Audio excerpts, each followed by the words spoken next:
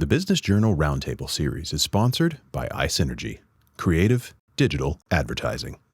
Well, we're getting near the end of time, so let's wrap it up with some final thoughts.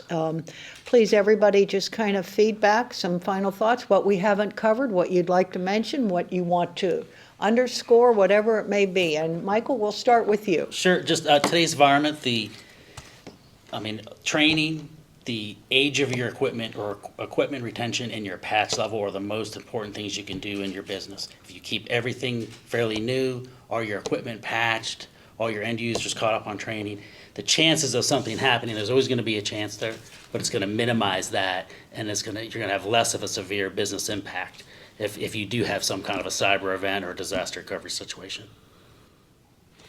The basics. So every business should have an updated functional firewall. Every business should. Every business should have a backup and disaster recovery device of some sort that can take your systems back to where a breach happened.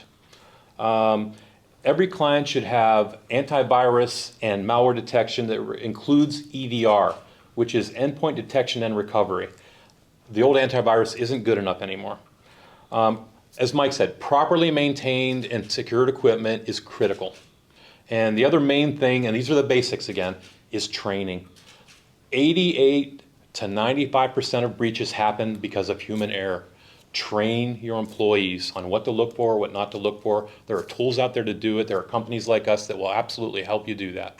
I teach insurance agents cyber all over the United States because it's difficult to understand. And one of the things I tell them is that they're going to have to turn to these gentlemen sitting here at this table to get help in order to let the clients know what they really need in order to get the cyber insurance. It's very difficult for some people to understand. And these gentlemen are the key. They've got to be let into the companies to get the security set up. After that, I can do all kinds of wonderful things for them, but the security has to come first. And the second rule is, if you have an incident, don't call your insurance agent. We have no idea how to help you. Call these people, call the breach number inside your insurance policy, but don't call me. I agree with what Dave and Mike said, so I'll go in a different direction with all the standards. When we talk about the Internet of Things, it's our responsibility as IT companies to manage, secure an environment. The challenge we run into is there is the Internet of Things, and people are bringing a lot of things into the network. So knowing what's on the network is very important, and being able to segment off what's business from employees' personal stuff, or a microwave or a refrigerator that's connected, making sure those are segmented off. Because at the end of the day, we need to protect what's important, which is the data and the productivity of the companies. So I would say for companies, make sure when things are coming in, start looking at, because everything connects to the network anymore. It doesn't matter if it's camera systems, if it's security systems, everything connects to the network, and you have to know what's on your network. So I'm going to close the way I always close. Companies need to take this seriously.